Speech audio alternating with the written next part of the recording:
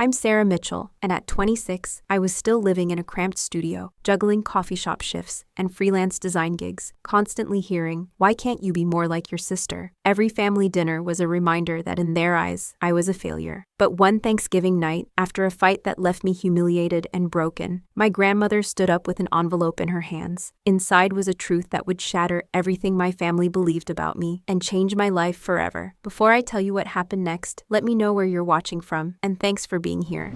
The house I grew up in wasn't anything fancy, but it was home. A classic Texas ranch style with a big backyard, where my dad Robert would grill every Sunday after church, and my mom Linda would tend to her prized rose garden. Dad worked as a software engineer at Dell, pulling in good money that kept us comfortable in our middle-class bubble.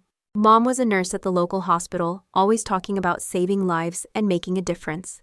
They were good people, hard-working people, but they had very specific ideas about what success looked like. My sister Jessica, 2 years younger than me, was everything they ever wanted in a daughter. Straight A's from kindergarten through high school, valedictorian, pre-med at UT, and now a successful dentist with her own practice. She had this way of making everything look effortless. Perfect grades, perfect boyfriend, perfect career path. Meanwhile, there was me, doodling in the margins of my homework, spending hours painting in the garage that I'd converted into a makeshift art studio, dreaming about creating something beautiful instead of memorizing chemical formulas. "Why can't you be more like your sister?" became the soundtrack of my childhood. When Jessica made the dean's list, I was struggling through my art classes at Austin Community College. When she got accepted to dental school, I was working at a coffee shop to pay for art supplies. The disappointment in my parents' eyes became as familiar as the Texas heat in August. But there was one person who never made me feel small, and that was my grandmama Eleanor. She lived with us in what used to be the converted garage apartment out back, and she had these eyes that seemed to see everything. Grandmama was different from the rest of my family. She'd grown up during the Depression, had dreams of being an artist herself before she met my grandfather, and settled into the role of wife and mother. Sometimes I'd catch her staring at my paintings with this expression I couldn't quite read, like she was seeing something the rest of my family missed. "Keep painting, sweet girl," she'd whisper to me when no one else was around. "The world needs more beauty in it." Those words kept me going through high school, through the eye rolls when I announced I was majoring in graphic design, through the barely concealed sighs when I graduated with a Bachelor of Fine Arts and $60,000 in student loans. After college, reality hit hard. Freelance graphic design work was feast or famine, mostly famine. I moved into a tiny studio apartment that cost more than I wanted to admit, furnished it with hand-me-downs and pieces I found at garage sales. To make ends meet, I worked part-time at a local coffee shop called Grind Coffee, making lattes for tech bros who probably made more in a day than I made in a month. My art was relegated to evenings and weekends, squeezed between client work and survival jobs. Meanwhile, Jessica was thriving. Fresh out of dental school, she'd opened her practice in Westlake Hills, the fancy part of Austin where all the tech money lived. She drove a BMW, lived in a sleek downtown condo, and had started dating Dr. Michael Thompson, a surgeon at Methodist Hospital who looked like he stepped out of a medical drama. Every family gathering became a Jessica Appreciation Society, with my parents beaming as she talked about her latest vacation or professional achievement. Sarah's still figuring things out became my mother's diplomatic way of explaining my existence to relatives. "Some people are just late bloomers," my father would add, with the kind of smile that didn't reach his eyes. Jessica, to her credit, never said anything directly cruel, but there was something in the way she'd pat my shoulder and say, "I'm sure things will work out for you eventually," that made my skin crawl. The breaking point should have been obvious in hindsight. It was building for months, through every family dinner where my latest freelance project was met with polite disinterest, while Jessica's stories about difficult root canals were treated like fascinating dinner theater. Through every phone call where my mother would spend 5 minutes asking about my life before launching into 30 minutes of Jessica updates. Through every holiday where I felt like I was attending someone else's family reunion as an unwelcome guest. Last spring, Jessica got engaged to Michael in what she described as the most romantic proposal ever. Helicopter ride over Lake Travis, professional photographer hiding in the bushes, a ring that probably cost more than my car. The engagement party was held at some upscale venue in downtown Austin. All string lights and exposed brick. The kind of place where a single cocktail cost what I spent on groceries in a week. I showed up in my best dress, a black number I'd bought on sale 3 years ago, carrying a gift I'd spent way too much on because I was trying to be a good sister. But from the moment I walked in, I felt like an imposter. Jessica's dental school friends talked about their practices and vacation homes. Michael's surgeon buddies discussed their latest procedures like they were saving the world one appendix at a time. When people asked what I did and I said graphic design, their eyes would glaze over before they found an excuse to refresh their drinks. Maybe you could design our wedding invitations, Jessica suggested when I mentioned a recent logo project I was proud of. You know, as your gift to us? The entire table laughed like it was the most reasonable suggestion in the world, not realizing they'd just reduced my professional skills to a family favor. That's when I started to notice Grandmama watching me more carefully during family gatherings. She'd sit quietly in her chair, her arthritis-twisted hands folded in her lap, but her eyes were always moving, always observing. Sometimes I'd catch her looking at me with this expression of, anticipation, like she was waiting for something to happen. When I'd try to ask her about it, she'd just smile and change the subject. Her health had been declining slowly over the past year. Nothing dramatic, just the gradual wearing down that comes with being nearly 80. She moved a little slower, napped more often, and sometimes seemed lost in thoughts that took her far away from our dinner table conversations. But her mind was sharp as ever, maybe sharper, like she was seeing things with a clarity that comes from knowing your time is limited. By the time Thanksgiving 2024 rolled around, I was barely hanging on financially and emotionally. A big client had stiffed me on payment. My car needed repairs I couldn't afford. And I'd been living on ramen and coffee shop pastries for 2 weeks. But family dinner was mandatory, so I showed up with a store-bought pie and the best smile I could manage. I was running late because I'd been frantically trying to finish a logo design for a local bakery, a job that paid barely enough to cover my rent, but was the only thing standing between me and complete financial disaster. When I finally walked into my parents' house, everyone was already seated around the dining room table, the good china gleaming under the chandelier my mother had saved up 2 years to buy. "Sarah, finally," my mother said, not bothering to hide her irritation. "We were just about to start without you." "Sorry, I had a work deadline," I mumbled, taking the only empty seat, which happened to be right across from Jessica and Michael. They looked like they'd stepped out of a magazine. Her in a cream-colored sweater that probably cost more than my rent. Him in a button-down that fit like it was tailored specifically for his shoulders. "Work," Jessica repeated with a little laugh. "On Thanksgiving? What kind of emergency graphic design situation could there possibly be?" "A paying one," I said, trying to keep my voice light, but I could already feel the familiar tightness in my chest that came with family gatherings. Dinner started normally enough. Dad carved the turkey while Mom fussed over whether the stuffing was too dry. Jessica and Michael dominated the conversation with stories about their recent trip to Napa Valley, their plans for a destination wedding in Costa Rica, and the house they were looking at in Tarrytown. Every story seemed designed to highlight how successful and put together their lives were. "Michael's parents are helping with the down payment," Jessica announced, as she cut her turkey into precise, small bites. "They say it's an investment in our future." "That's wonderful, honey," Mom beamed. "It's so important to have family support when you're starting your life together." I focused on my plate, trying to ignore the pointed nature of that comment. When I'd asked for help with my student loans 2 years ago, I'd been told that struggling builds character. "Speaking of investments," Dad said, turning to Michael, "how's the practice going?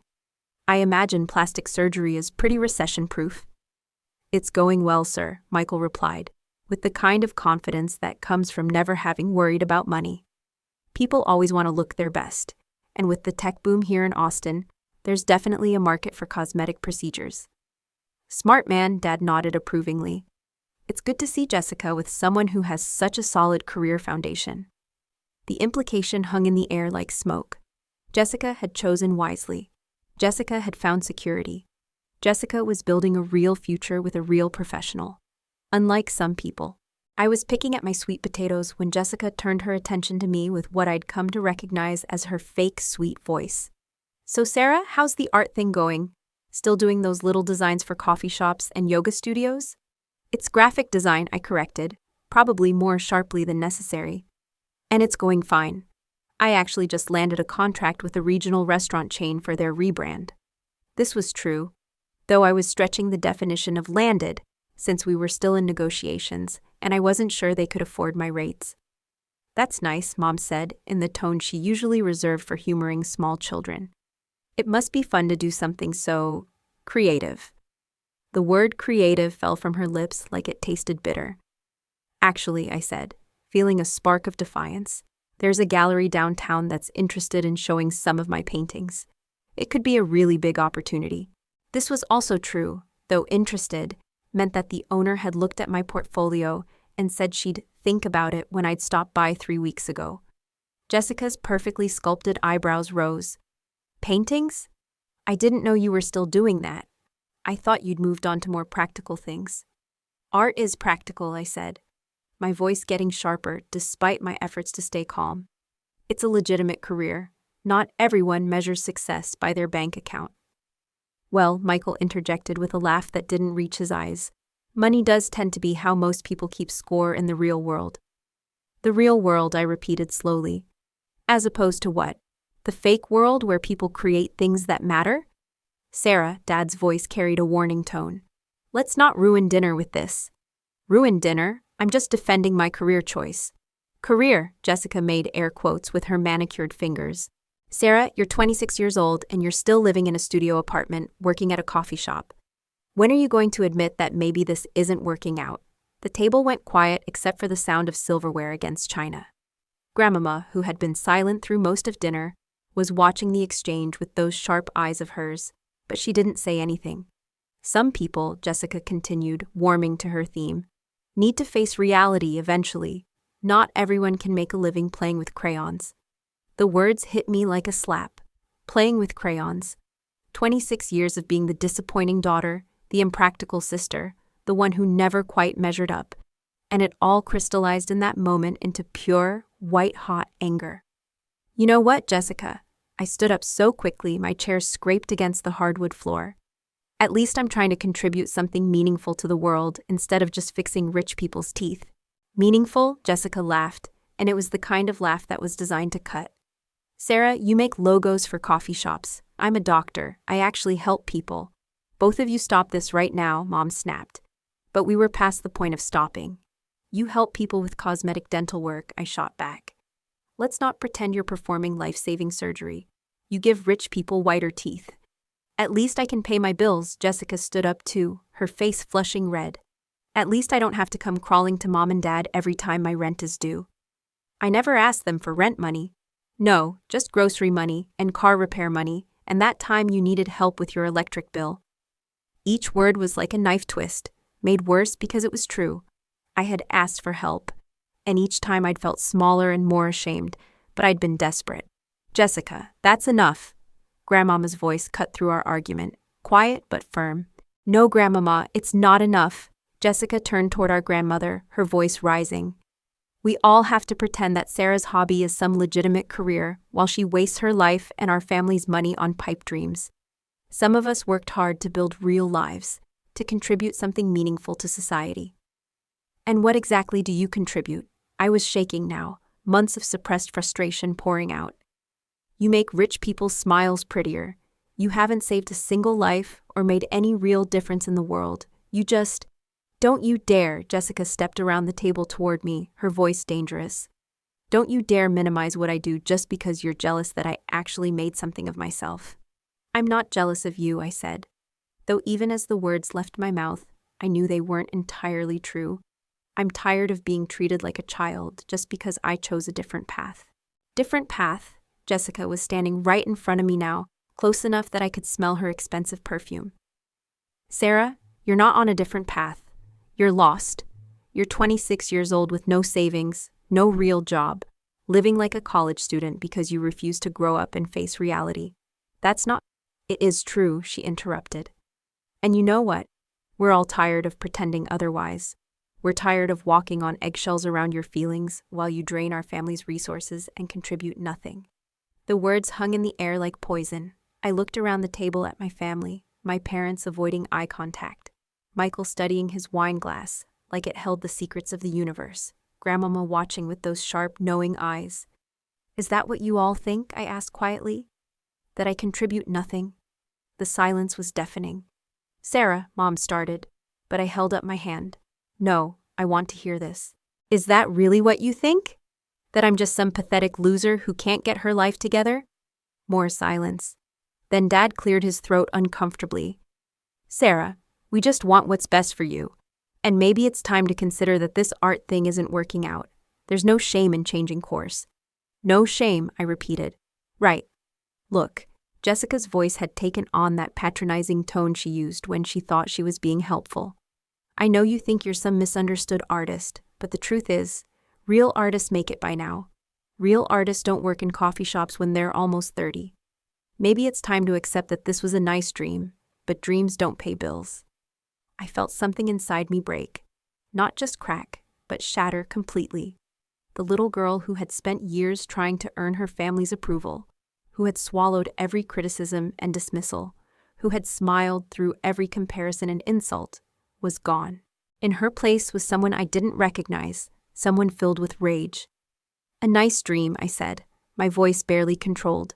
Right, because God forbid anyone in this family does anything that can't be measured in dollars and degrees. Don't be dramatic, Jessica rolled her eyes. This isn't about money, it's about reality. It's about taking responsibility for your life, instead of expecting everyone else to support your fantasies. My fantasies, I repeated, feeling the anger build to a crescendo. You know what, Jessica? You're right. I'm different from you. I actually care about creating something beautiful instead of just accumulating wealth and status symbols. Oh, please, Jessica scoffed. Don't try to make this about artistic integrity. You're not some tortured genius, Sarah. You're just irresponsible. That's when something snapped. Maybe it was the word irresponsible, or maybe it was the way she said it, like I was a child throwing a tantrum. But whatever it was, I felt my last thread of control break. You know what's irresponsible, I said, my voice rising. Spending your entire life trying to impress people who don't matter. You're so busy being perfect that you've forgotten how to be human. At least I'm not a burden on my family, Jessica shot back. A burden, I repeated. Is that what I am? Sarah, that's not what she meant, Mom tried to intervene, but Jessica wasn't finished. Maybe that's exactly what I meant, Jessica said, her eyes flashing. Maybe I'm tired of watching my parents worry about whether you can pay your rent while I'm out here actually succeeding. Maybe I'm tired of family dinners being ruined by your constant need for validation. I don't need validation from any of you, I said. Though my voice was shaking, I just wanted acceptance. I wanted my family to believe in me. Believe in what? Jessica threw her hands up in exasperation. Your pipe dreams? Your refusal to grow up? Sarah, wake up. Nobody's going to pay you to paint pretty pictures. This isn't some movie where the struggling artist suddenly becomes famous. This is real life. I was backing away from her now, bumping into Grandmama's chair, but Jessica followed me, her voice getting louder and more vicious. You want to know what we really think? We think you're selfish. We think you're using your art as an excuse to avoid real responsibility. We think you're a 26-year-old child who expects the world to hand her everything just because she can doodle. Stop, I whispered, but she wasn't stopping. No, you wanted honesty. Here's honesty. You embarrass us, Sarah. When people ask about my family, I talk about my parents and their careers. And then I have to explain that my sister is finding herself, because I'm too ashamed to admit that you work at a coffee shop and live in a studio apartment like a college freshman. The words hit me like physical blows. I felt tears starting to burn behind my eyes, and I knew that if I started crying now, it would just prove everything she was saying about me being childish and dramatic. That's enough, I said, my voice barely above a whisper. I get it. I'm the family disappointment. Message received. I turned to walk away, to escape to my car and drive back to my pathetic studio apartment and my pathetic life.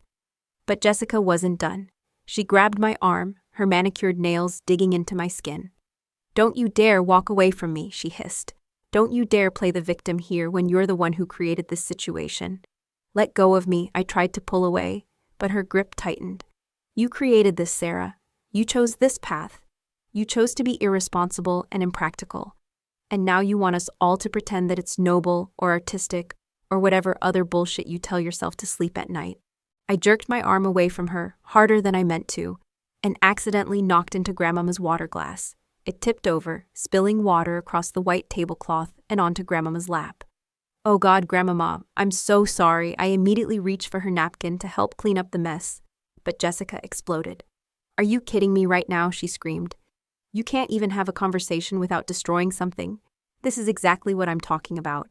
You're chaotic and destructive and—" "It was an accident," I protested, still trying to help Grandmama with the spilled water.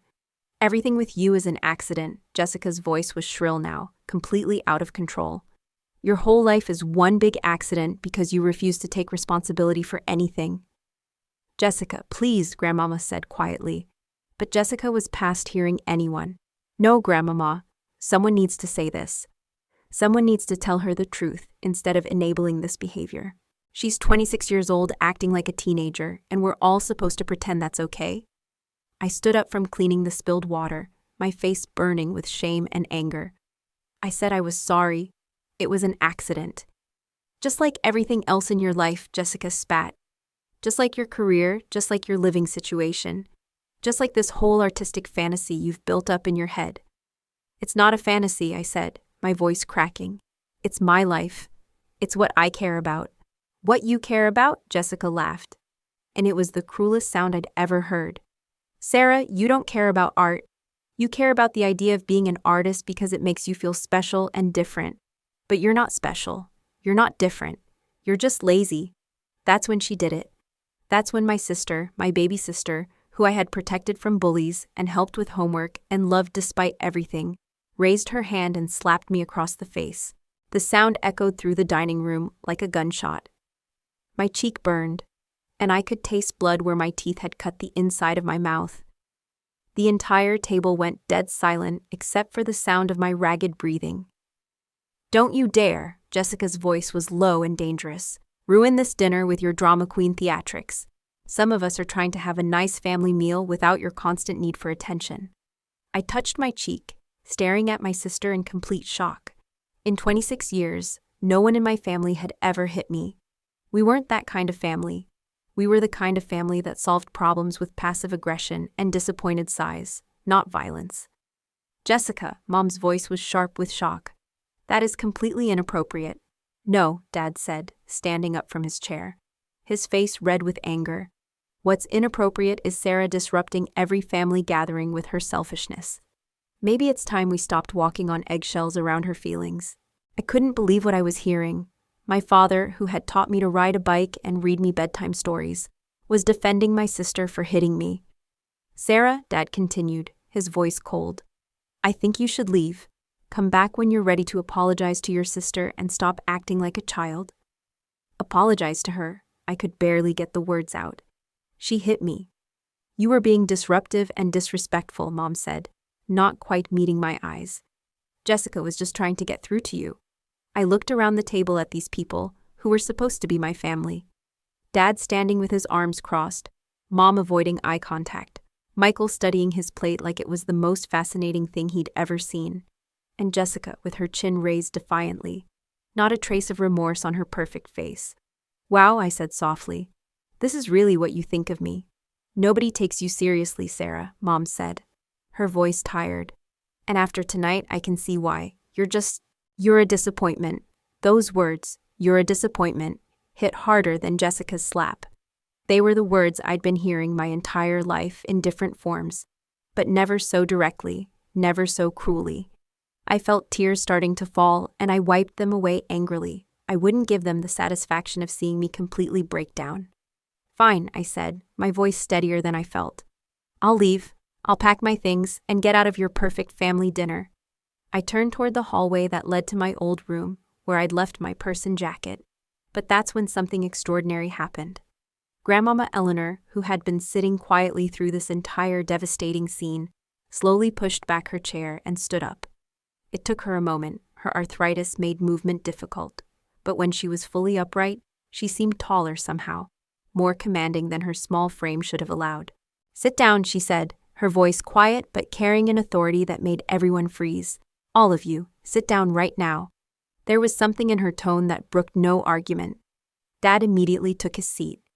Mom sank back into her chair. Even Jessica, still flushed with righteous anger, slowly sat down. "Grandmama," Jessica started to say, but our grandmother held up one arthritis-gnarled hand. "You will not speak until I'm finished," she said. And Jessica's mouth snapped shut. I was still standing by the doorway, my cheek throbbing, my eyes red with tears. But something in Grandmama's expression made me stay. "Sarah," she said, turning those sharp blue eyes on me, "come back and sit down. There's something you all need to know." I hesitated. Part of me wanted to run, to escape this house and these people who had just made it crystal clear how little they thought of me.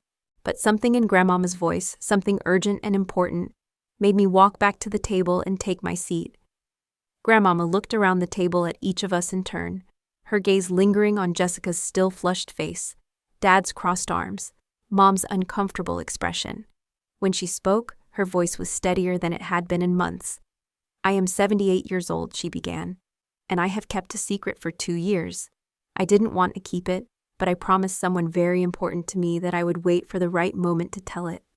After watching what just happened here tonight, I believe that moment has come." She reached into the small purse she always kept beside her chair and pulled out a manila envelope, worn soft with handling. "Sarah," she said, her eyes finding mine across the table, "you don't know this, but for the past 2 years, I have been buying your artwork." The words didn't compute at first. "What?" "Online, under a different name. Every piece you've posted for sale on that website, every commission you've completed that the client didn't want, I bought them."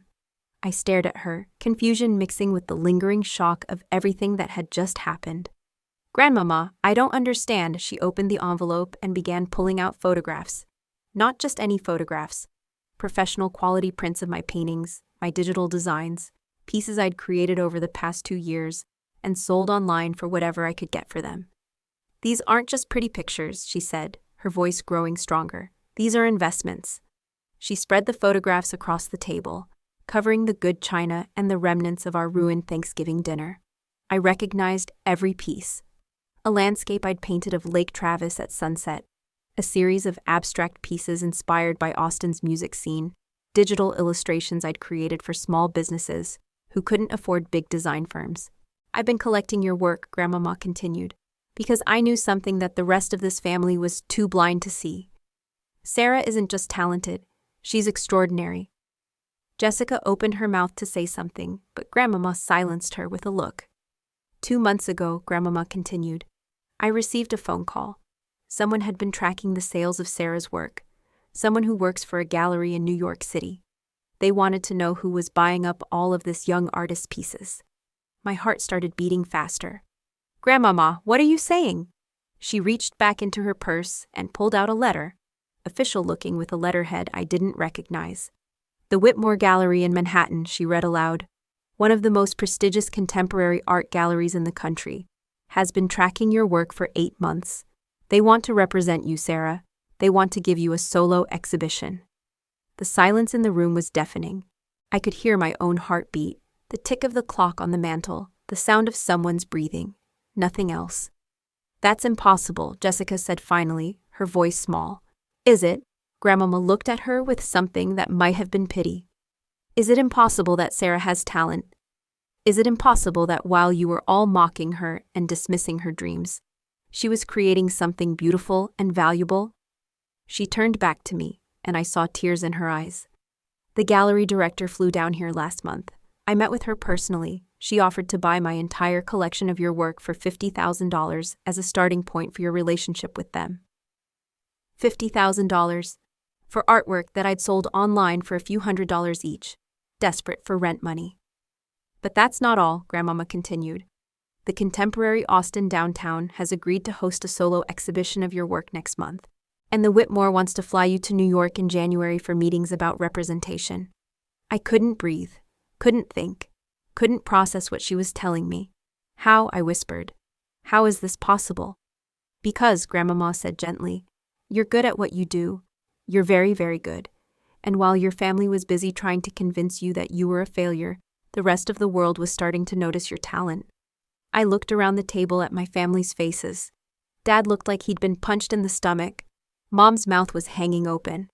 Michael was staring at the photographs spread across the table like he'd never seen art before. And Jessica. Jessica looked like her entire world had just crumbled around her. "I don't understand," she said, her voice barely audible. "This can't be real." "It's very real," Grandmama said firmly. "And what's more, it's been real for months. While you were all treating Sarah like a child playing with crayons, she was building a career, a real career." She reached across the table and took my hand, her arthritis-twisted fingers surprisingly strong. "I'm sorry I waited so long to tell you," she said to me. "But I needed you to believe in yourself first. I needed you to keep creating not because you knew success was coming, but because you loved the work itself.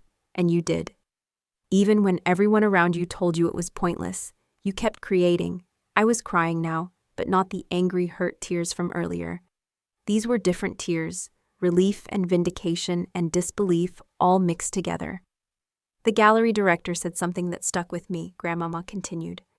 "She said that real artists create from a place of truth, not from a place of comfort. And Sarah, you've been creating from truth your entire life, even when it was uncomfortable, even when it was hard, even when your own family told you to stop." She turned to look at Jessica, and there was no anger in her expression, just sadness. "Your sister slapped you tonight and called you a failure. But the truth is, Sarah, you've already succeeded. You just didn't know it yet." The room was so quiet I could hear the air conditioning kick on.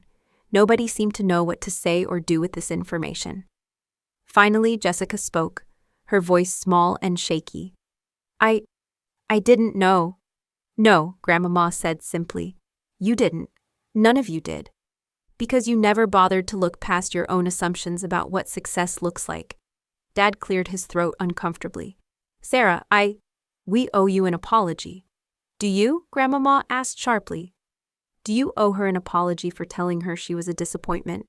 For defending her sister hitting her? For making her feel unwelcome in her own family?" The questions hung in the air like accusations. "Yes," Dad said finally, his voice barely above a whisper. "We do." Mom was staring at the photographs scattered across the table, picking up one of my landscape paintings and examining it closely. "These are really good," she said, wonder in her voice. "I mean really, really good. How did I never see this?"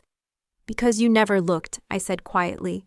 "It wasn't meant to be cruel, just honest."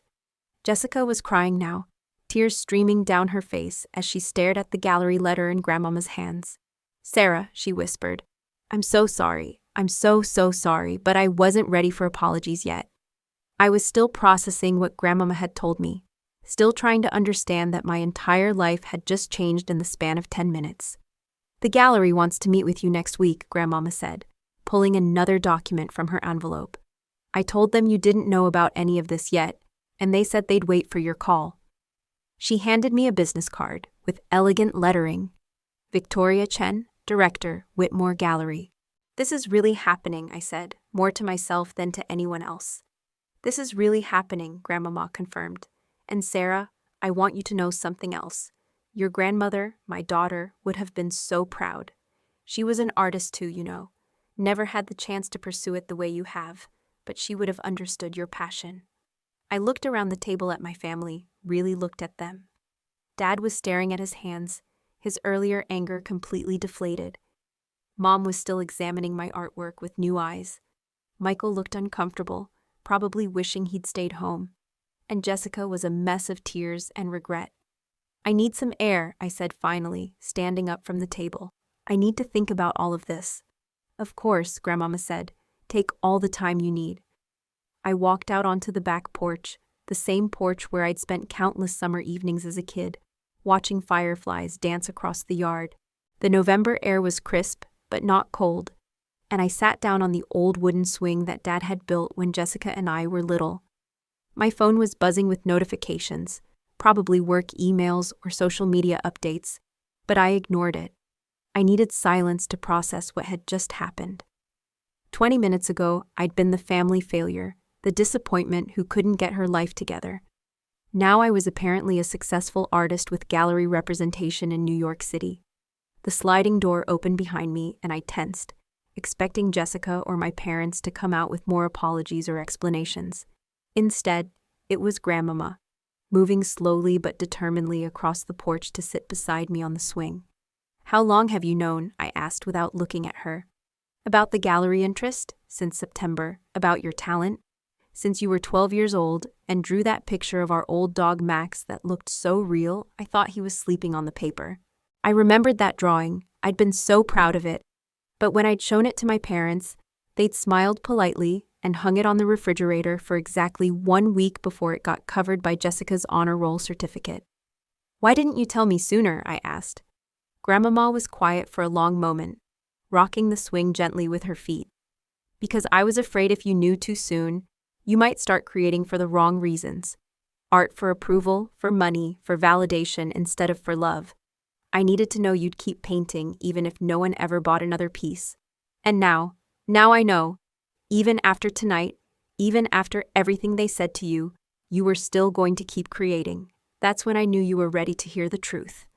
We sat in comfortable silence for a while, watching the lights in the neighbors' windows flicker on as evening settled over the suburban neighborhood.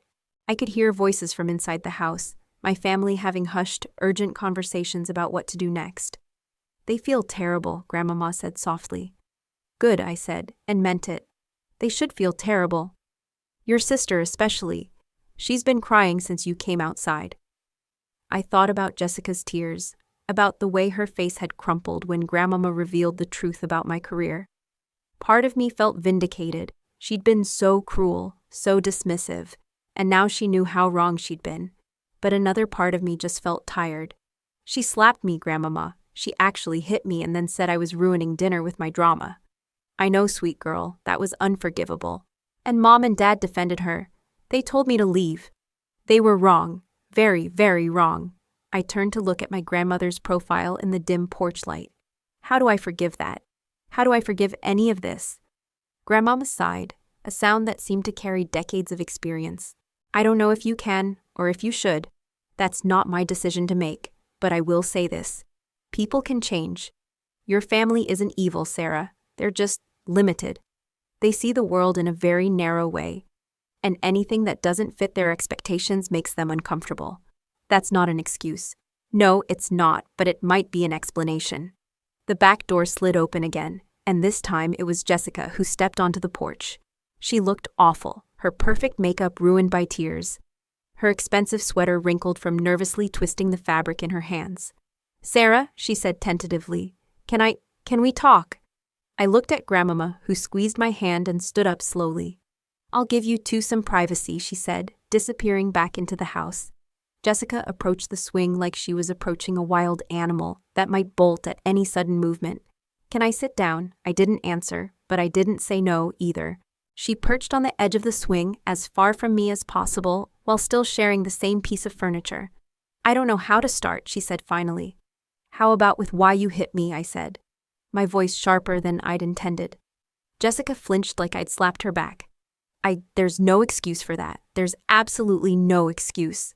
"You're right, there isn't. I was angry and I felt threatened, I guess. Which is insane because you're my sister and I should never feel threatened by you, but I did. And I lashed out in the worst possible way." I studied her profile in the dim light. Threatened by what? My pathetic coffee shop job? My studio apartment? My complete lack of financial security? Threatened by the fact that you were brave enough to follow your dreams when I was too scared to even have any. That wasn't what I'd expected her to say. "What are you talking about? You're a dentist. You have your own practice. You're engaged to a surgeon. You have everything you ever wanted." Jessica laughed, but it was a bitter sound. "Do I? Sarah, I've been following a script my entire life. Good grades, pre-med, dental school. Find a successful husband. Start a practice in the right neighborhood.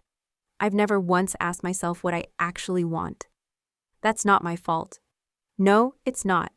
But watching you refuse to follow that same script, watching you choose uncertainty and struggle over safety and approval, it made me realize how trapped I am in the life I built.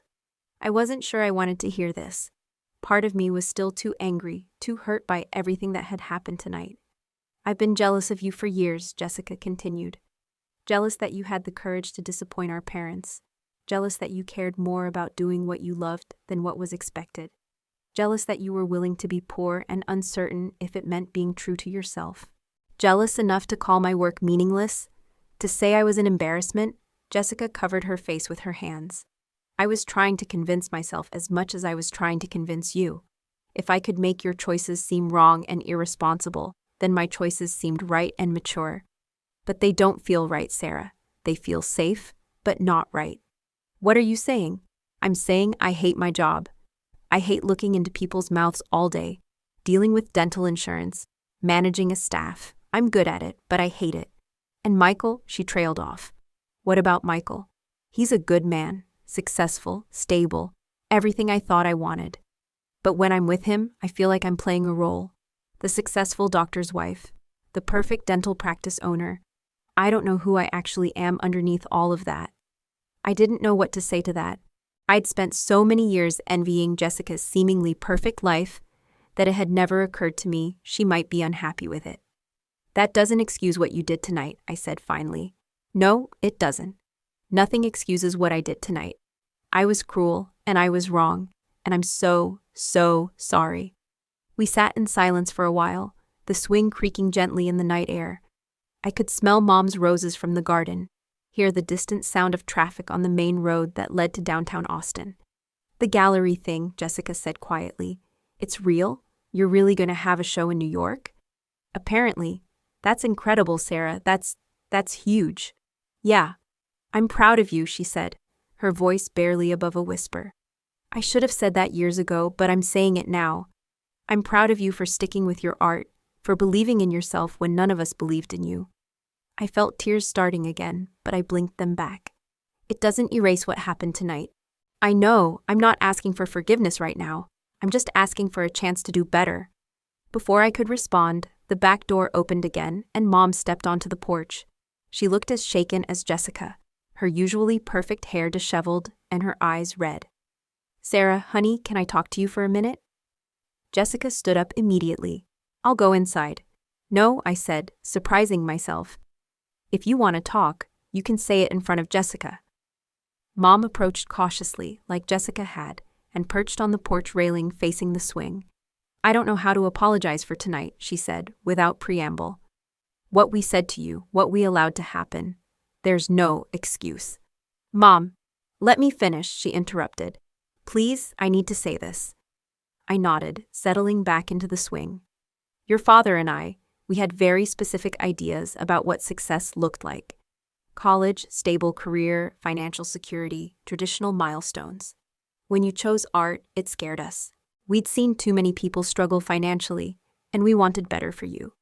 So you decided to make me feel terrible about my choices instead? Mom winced. We thought if we pushed hard enough, you'd change course. We thought we were protecting you from a life of struggle. But you weren't protecting me. You were undermining me. I know that now. Looking at those photographs tonight, seeing that letter from the gallery. Sarah, I realize we've been completely wrong about everything. She was crying now, tears streaming down her cheeks. You're so talented. How did I not see that? How did I miss that my own daughter was creating something so beautiful? Because you never looked, I said, echoing what I'd said earlier. You never asked to see my work. You never came to any of the small shows I participated in. You wrote it off as a hobby before you ever gave it a chance to be anything more. You're right. We dismissed your dreams because they didn't match our expectations, and that was wrong. So wrong. Dad appeared in the doorway then, and after a moment's hesitation, joined us on the porch. The swing was getting crowded, but somehow we all fit.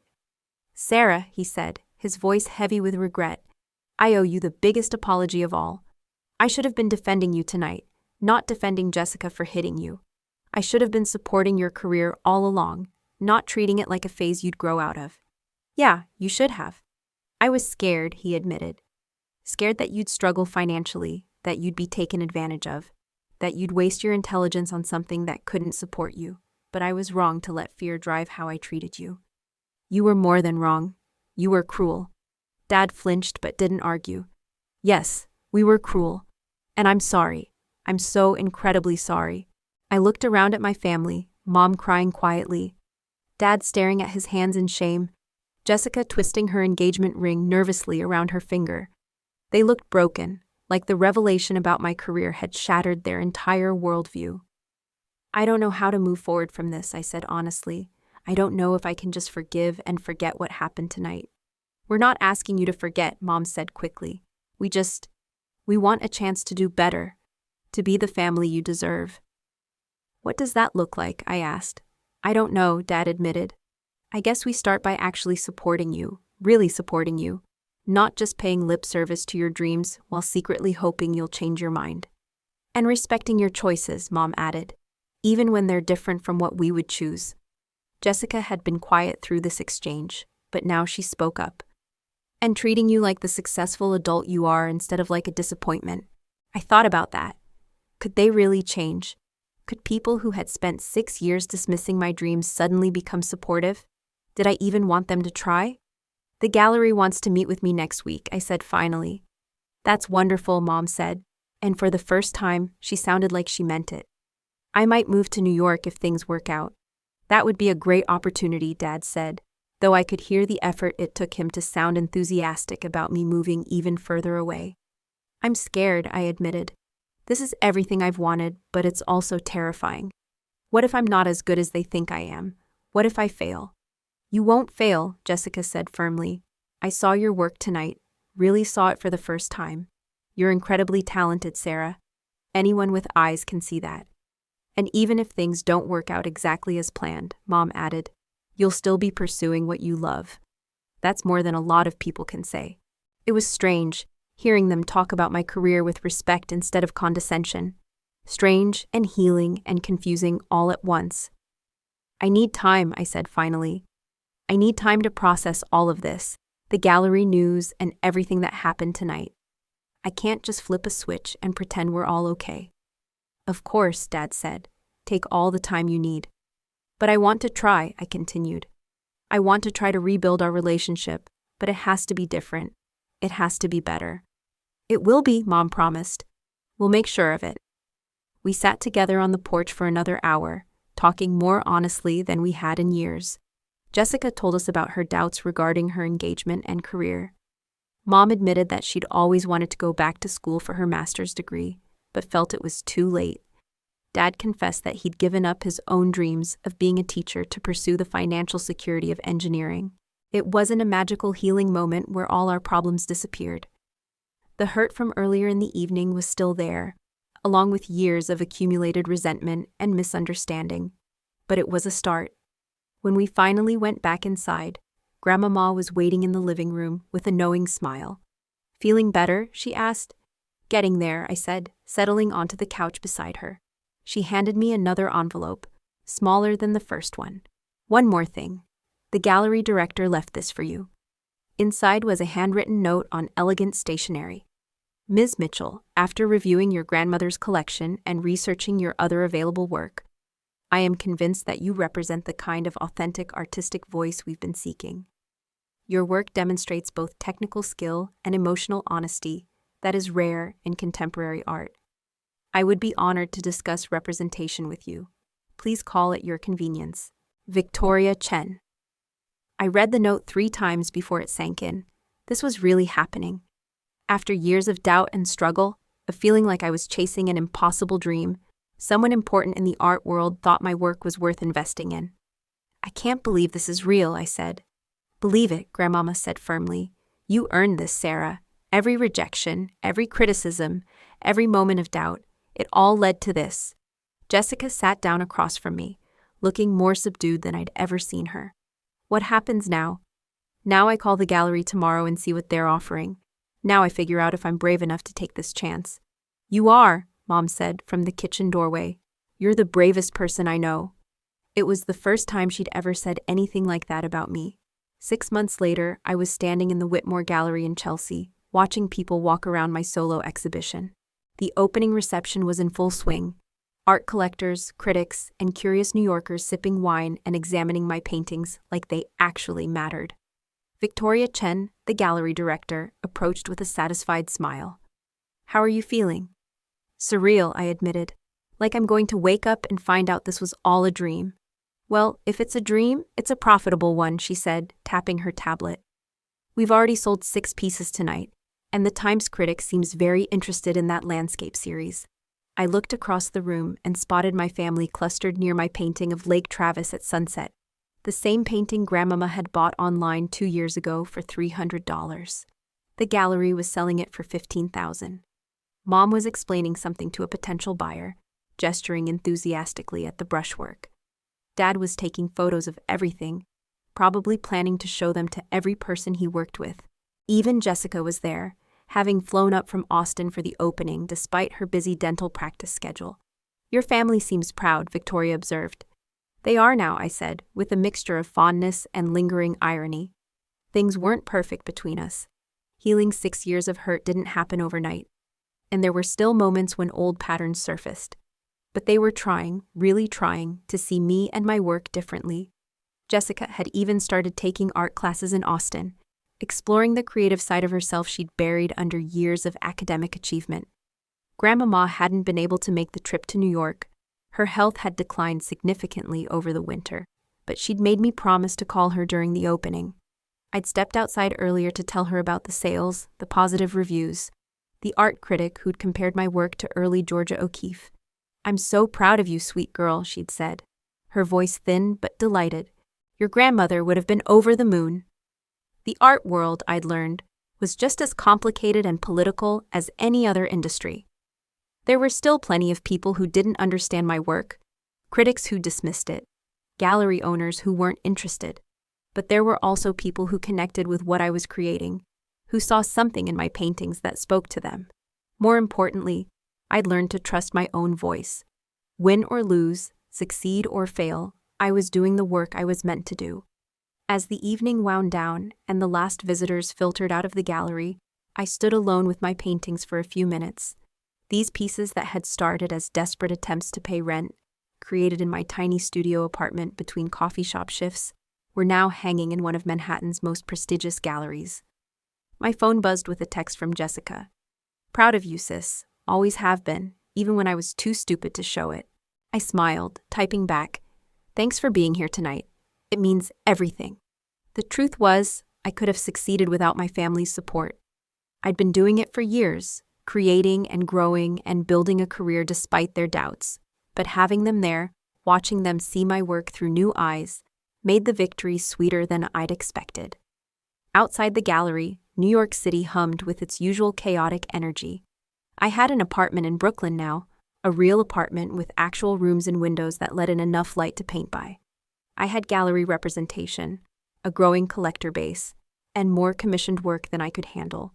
But more than that, I had something I'd been searching for my entire life, the absolute certainty that I was living authentically, creating work that mattered, following the path I was meant to follow.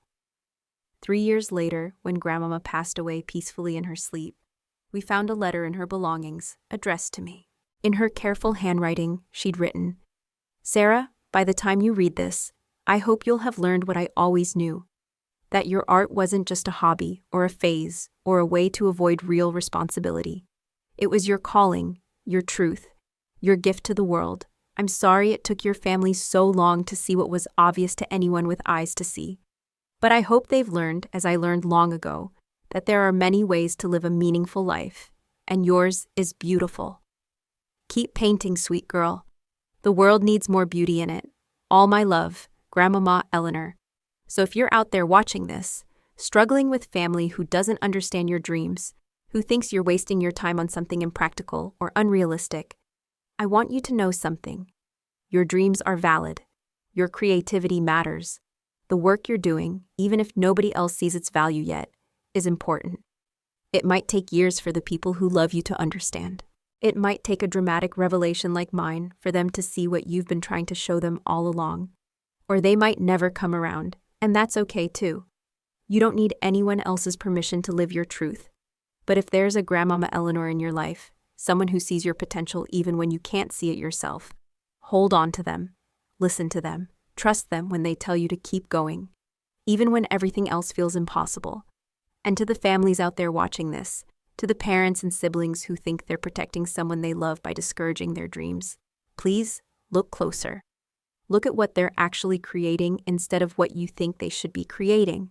Ask questions instead of making assumptions. Support their journey even if you don't understand the destination. You never know when that hobby, that impractical dream, that waste of time might turn out to be the most important thing your loved one ever does. Thanks for watching, and if this story resonated with you, please share it with someone who needs to hear it. Because sometimes, we all need a reminder that our dreams are worth fighting for, even when we're fighting alone. Until next time, keep creating, keep believing, and remember, you belong exactly where your passion leads you.